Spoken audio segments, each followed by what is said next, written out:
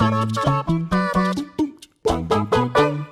all of you horrible little cheaters and cheesy glitching hordes. Jules here for WhatCulture.com. And you know what? I am a busy man. I mean, seriously, I might not look it, but I've got to work here where keeping the animals of Farthing Wood in line is pretty much a full-time job in itself. I've got a boss to appease, his boss to appease, aka YouTube, and it never stops wanting. And on top of this, I've got a board game channel to run in my spare time. Side note, go check out Live and Let's Dice. Plug.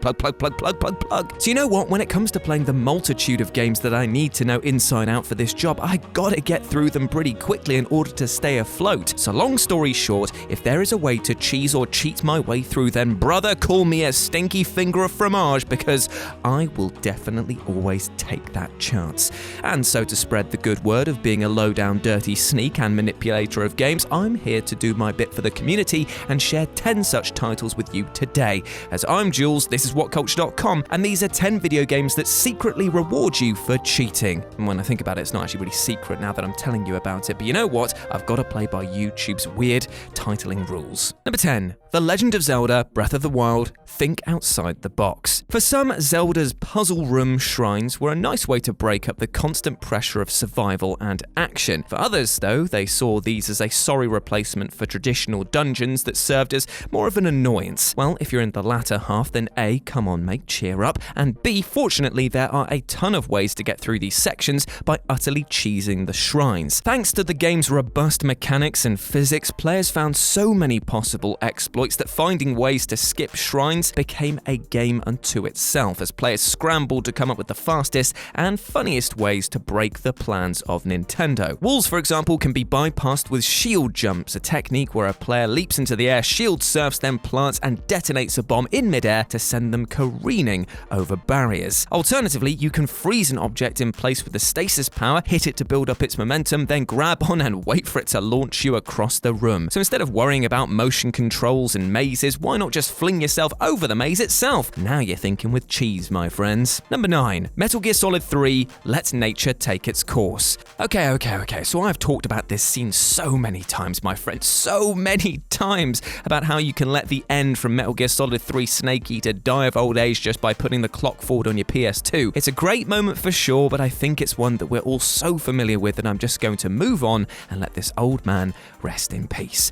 Oh, but I will say you can also snipe him in his wheelchair earlier on in the game, but just be sure to avoid that wheel that comes flying at you, because that thing, God, bloody hurts. Number 8. Dark Souls. Get this sword. There are so many ways of cheesing Dark Souls, from making its bosses walk off cliffs to manipulating the game's animations to avoid attacks. But you know what? There's one element that's easily missed which can make your whole playthrough a cakewalk, at least the early sections that is, and that is the Drake Sword. Now you might feel like this is not really a cheat because it's in the game and a readily accessible weapon. However, the method to do this was so obscure that it wasn't until guides came out online that many even knew it existed. So after you've evaded the fire drake and ducked under the stairs, you might notice that its little tail is poking out. And should you then decide to spend, I don't know, around 20 minutes shooting it because you're a weirdo, you'll get the Drake Sword, which is super powerful at this stage in the game. It's a fantastic weapon that basically takes the challenge out of the early sections of this title and will allow even the most unskilled players to make significant progress. The only downside is that it doesn't really prepare you for what happens when the cheese wears off, as you will need to master rolling, parrying, and item management a lot come this game's close. But still, in the short term, wahey!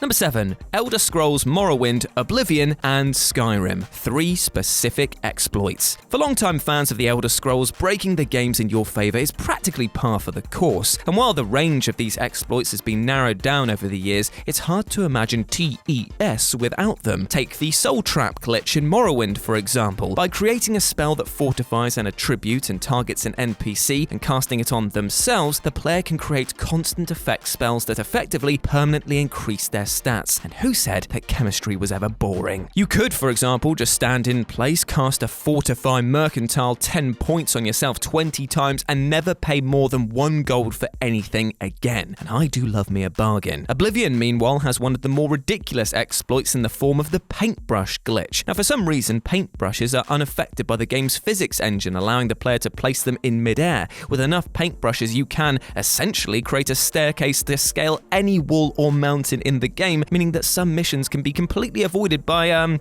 climbing a paintbrush ladder. Skyrim also had its own exploits, the most famous being the enchanting and alchemy loop. Basically, enchant an item to fortify your alchemy skill, then create a potion that fortifies your enchanting skill, rinse and repeat several times, and you can just make a weapon that will easily one-shot just about anything else in the game. Nice. Number 6. Super Smash Bros. Melee Wave Dashing. Discovered in Super Smash Bros. Melee, the wave dash was a technique that involved air dodging diagonally into the ground using the momentum to slide forward. What this does essentially is enable the player to move while the game still recognizes them as standing. This allows the execution of combos that would normally not be possible while moving. And if it sounds mad, then trust me, it is. It was quickly adopted by the professional Smash community, pretty much becoming essential for competitive play. It was removed in the next 2 versions of the game, but then added back in as an intentional feature in the newest edition, albeit slightly tweaked. With a longer wind-up and less momentum, the technique now incurs a significant risk, but still, for a time, this cheat or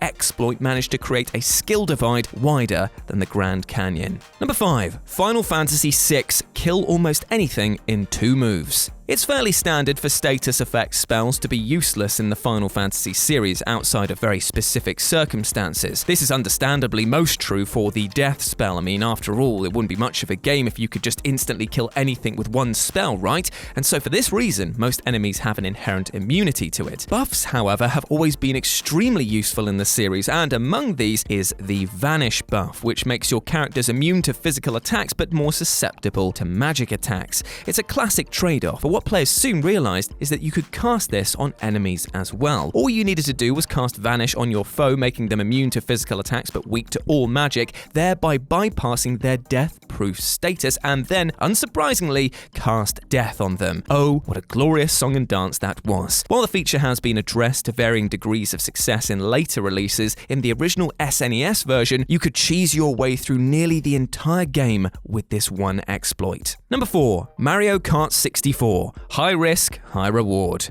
Risky shortcuts are plentiful in the Mario Kart series. Sometimes they're intentional, designed by the developers, other times not so much. But regardless of their intent, this is where the tradition really took root. Rainbow Road is a mainstay in the Mario Kart games, infamously dangerous, gaudier than Ash Millman's wardrobe, and usually a right old challenge from start to finish. There was nothing to save you if you went flying off the edge of the track, but some clever players stopped seeing this as an issue and instead saw it as a means to get ahead once and for all. Now, by turning left off of this course at speed right here, if you've nailed the angle, you'll fall for about 5 seconds or so before landing on a much later portion of the track. It is incredibly tricky to pull off, but if you nail it, you're pretty much guaranteed first place. And nothing felt better than pulling this off and watching your friends pull an expression that pretty much screamed, "You're dead to us." Number 3. Pokemon Red and Blue using junk data to stock up on rare items. Pokemon Red and Blue didn't just pave the way for an eventual video game juggernaut, it also featured one of the first exploits to be spread far and wide via the internet. Acquiring a missing no, short for missing number, requires the player to follow a specific sequence of actions. First, the player must view the in-game tutorial for how to capture Pokemon. Second, use a Pokemon with fly technique to fast travel to Cinnabar Island. And finally, use a Pokemon with the surf move to travel up and down the eastern shore of the island, where eventually a wild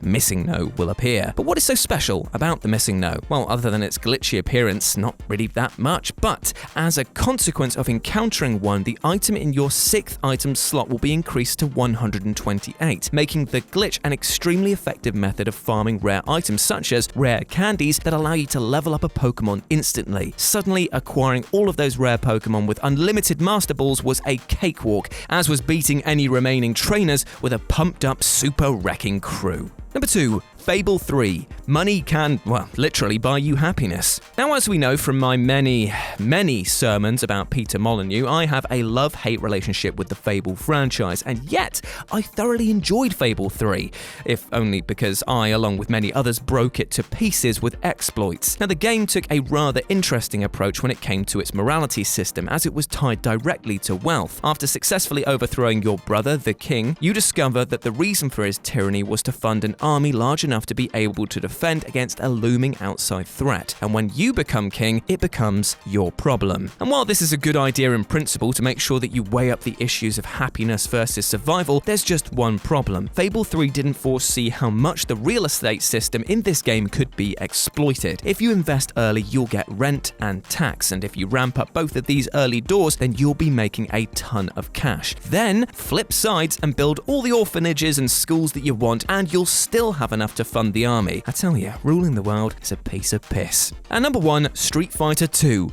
An accidental feature defines a genre. It's hard to imagine now that two techniques that defined the entire fighting game genre, namely cancels and combos, were actually a complete accident. The original Street Fighter 2 was a much more slower paced game than what we've come to expect from the series, which saw players measure out single punches and wait for a chance to use a single special high damage move. Basically, it sounds really boring, right? Well, that all changed when players discovered that by cancelling a special attack during the wind-up of its animation, they could transition directly into a strike. By using this technique in rapid succession, they could chain together combinations of hits without the usual pause in between that allowed their opponent to defend. This became such a required technique amongst advanced players that Capcom never looked back, implementing it as a full feature in later editions of the game, in addition to increasing its overall speed. And looking at the blistering pace of Street Fighter V, one might wonder where they go from here. And there we go, those were 10 video games that secretly rewarded you for cheating. Hope that you enjoyed that, my friends, and if you'd like to chat further about video games, film, TV and wrestling, then you can do so over on Twitter at RetroJ with a 0. But before I go, I just want to say one thing. I know that we discussed a lot of times that you could cheat to get ahead in some way or another in these video games today, but you know what? Don't do yourself dirty like that, and actually try and be fair to yourself wherever possible. I know that it can feel sometimes that you'll be looking for an easier way out to basically try and con the system just to get by, but trust me, addressing problems head on with the help of friends, family and professionals in the support industry could help you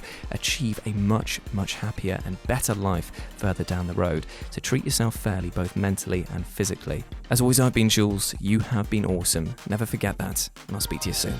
Bye.